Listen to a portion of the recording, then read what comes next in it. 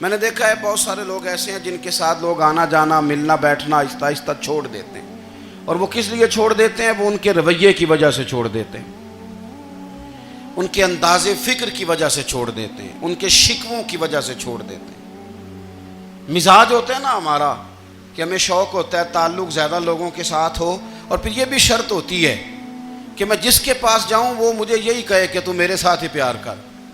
ایک صاحب مجھ سے کہنے لگے کہ یہ میں محفل کراتا ہوں، آپ بھی تشریف لائیں، اور میں 20 علماء کو بلا چکا ہوں، اور بڑے بڑے نامور نام انہوں نے میرے سامنے لیے۔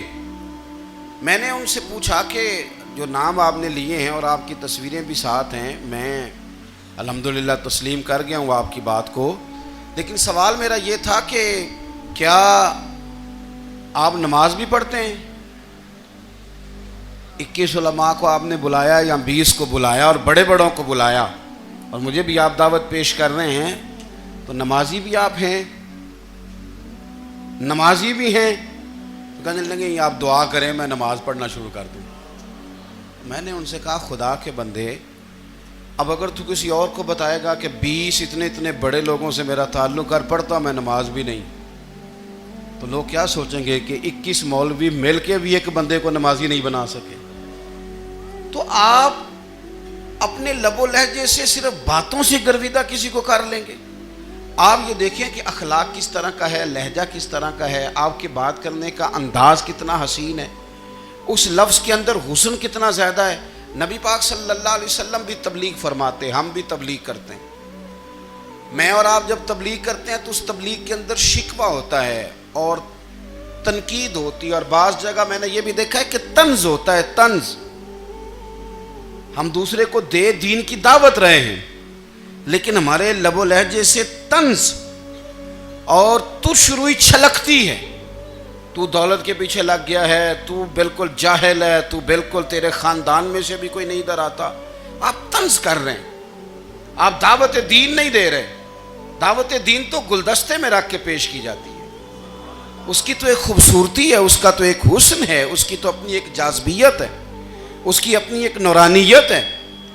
صحابہ کرام علیہم رضوان فرماتے ہیں کہ حضرت سعد بن معاذ رضی اللہ تعالیٰ عنہ کا جنازہ تھا، اللہ کے پیارے محبوب صلی اللہ تعالیٰ علیہ وسلم نے جنازے کی امامت فرمائی، اور جنازے کی امامت کے بعد ابھی نہ قبر کے تیار ہونے میں کچھ ٹائم باقی تھا،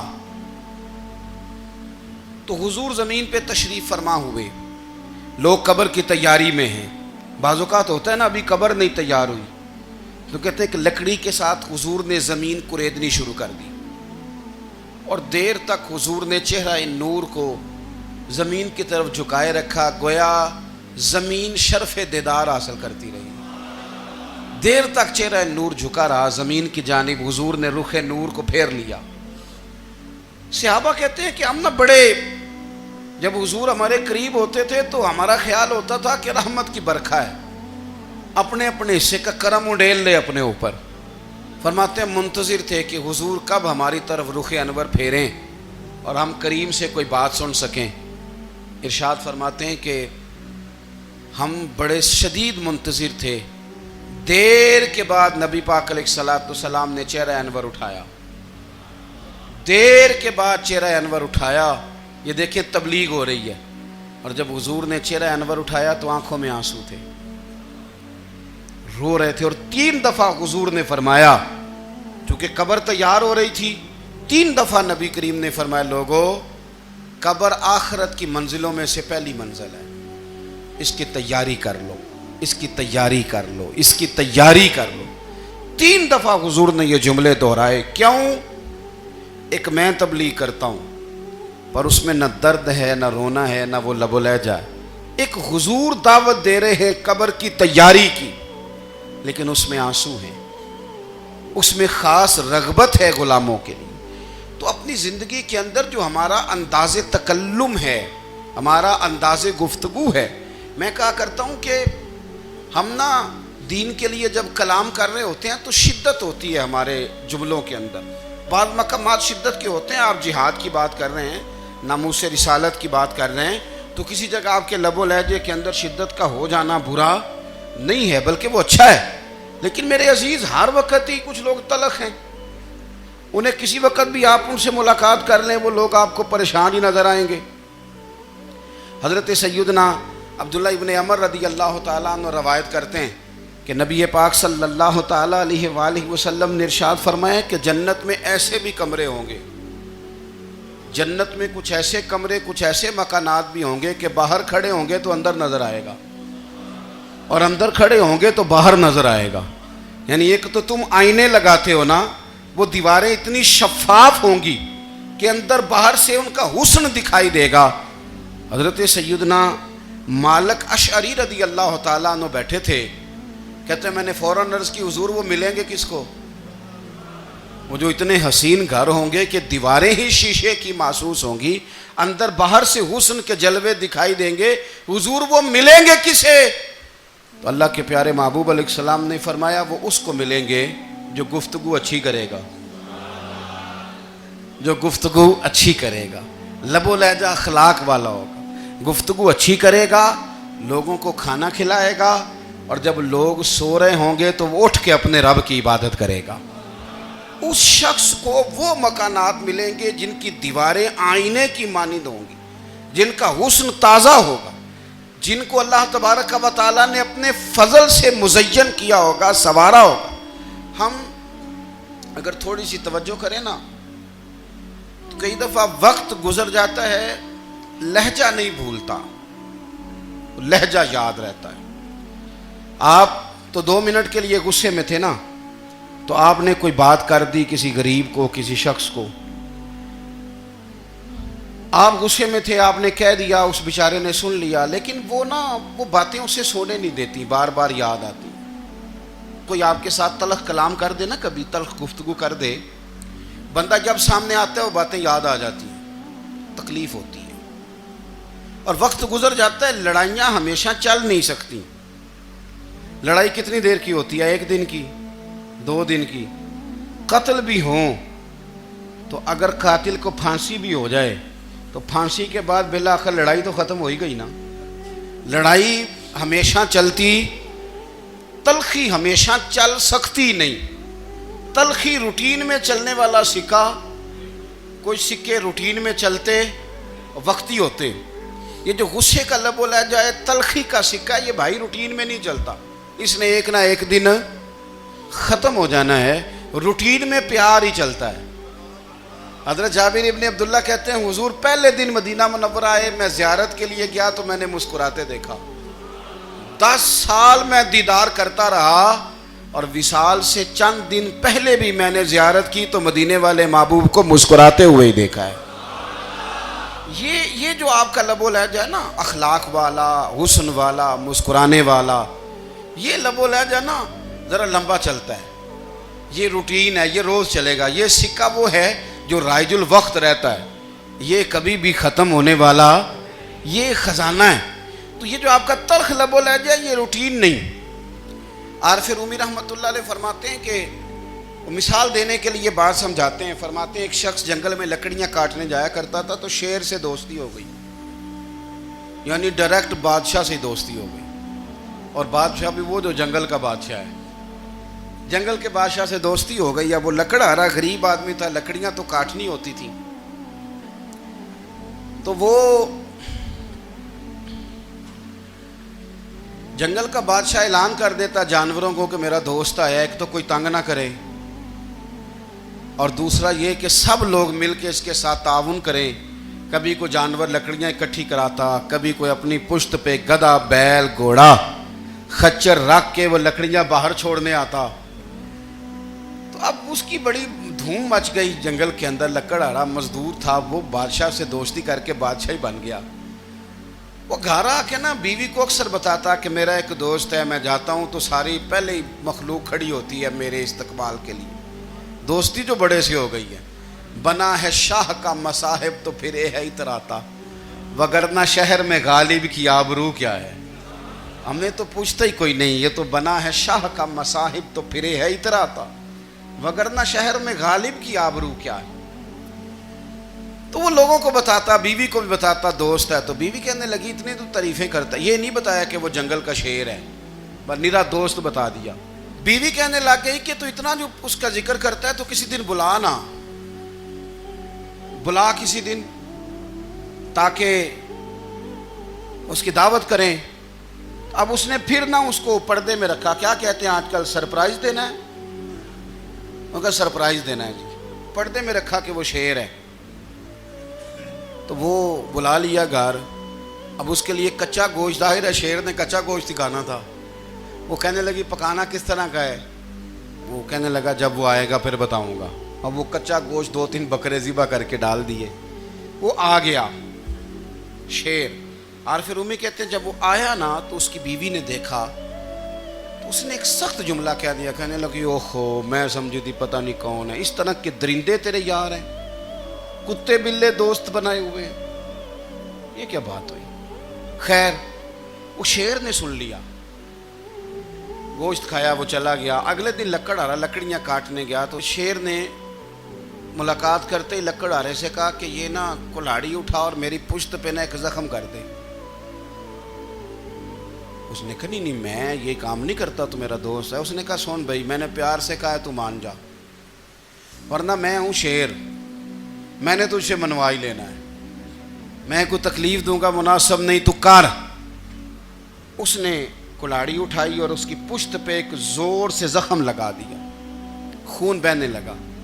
اس نے کہا تو نے آج کے بعد آنا ہے، لکڑیاں کاٹنی ہے، تجھے کوئی کچھ نہیں کہے گا، بس یہ ایک حکمت تھی جو میں نے کیا ہے. قصہ مختصر. وہ آتا رہا، لکڑیاں ملتی رہیں، خدمت بھی ہوتی رہی. 6-8 ماہ گزر گئے. ایک دن شیر اس سے کہنے لگا یہ میرے ذرا بال اٹھا کے دیکھ، وہ جو تو نے زخم لگایا تھا وہ کہاں پہ ہے؟ اس نے وہ بال اٹھا کے دیکھا تو زخم ملا ہی نہیں. کئی جگہ پہ ٹٹولا کا یار یہاں تھا یہاں تھا یہاں تھا. شیر نے پھر کیا کمال ہی جملہ کہا. اس نے کہا کہ وہ جو کلاڑی کا زخم تو نے لگایا تھا نا وہ مکمل ہو گیا، لیکن تیری بیوی کا جو لہجہ تھا اور اس کی جو تلخی تھی وہ آج تک میرے ذہن میں موجود ہے. وہ ابھی بھی مجھے تکلیف دیتی ہے.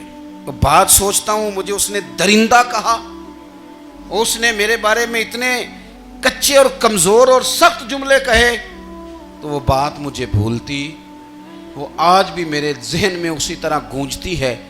تلخ جملے جو اس نے کہے اور خوفناک جو انداز اس نے اختیار کیا، وہ بات مجھے کبھی بھی بھولتی. تو آپ کے لفظ لوگوں کو بھول جاتے ہیں پر لہجہ یاد رہتا ہے اگر ہم اپنے لہجے پر تھوڑی توجہ ہی کر لیں. کچھ لوگ کہتے ہیں جی میرا جی روٹین ہی یہ ہے بات کرنے کی. تو یہ یاد رکھنا کسی وقت ایسا بھی ہوتا ہے کہ شیر کو سوا شیر مل جاتا ہے. پھر ایسا نہ ہو کہ آپ کی تلخی کی جواب میں کوئی اس طرح کی تلخی ہو کہ پھر آپ اس کو کبھی بھلا نہ سکیں. ہمارے ہاں نا یہ دور تیزیاں دکھانے کا دور ہے. کچھ لوگ ضرورت سے زیادہ تیزی دکھانے کی کوشش کرتے ہیں. ان بیچاروں کا کبھی کبھی اتنا سخت نقصان ہوتا ہے کہ ان کو ان سے بھی کئی گنا تیز بندہ مل جاتا ہے. وہ کسی ایسی جگہ جا کے بیچارے الجھ جاتے ہیں جہاں سے واپسی کا راستہ نظر نہیں آتا. حضرت حانی رضی اللہ تعالیٰ عنہ اپنی قوم کے ایک وفد کے ساتھ نبی پاک صلی اللہ علیہ وسلم کی بارگاہ میں حاضر ہوئے. نبی پاک علیہ السلام نے ان کی ساری باتیں سنی. تو ان میں سے ایک شخص نے عرض کی یا رسول اللہ صلی اللہ علیہ وسلم میں نا زیادہ باتیں نہیں یاد رکھ سکتا.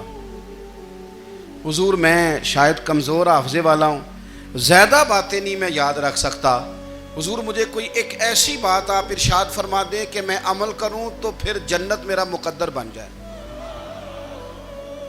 میں چاہتا ہوں کہ مجھے کچھ ایسا مل جائے کہ میں اسی پر عمل. وہ کہا تھا نا درویش نے کہ علم و بس کری ہو یار کیونکہ ایک کوئی حرف تینوں درکار.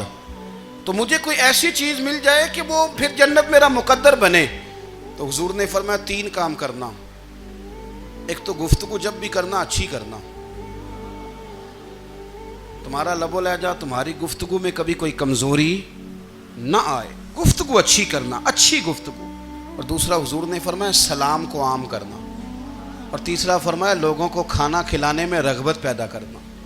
یہ کام کر پھر اللہ تبارک و تعالی تیرے مقدر میں جنت کو شامل فرما دے گا.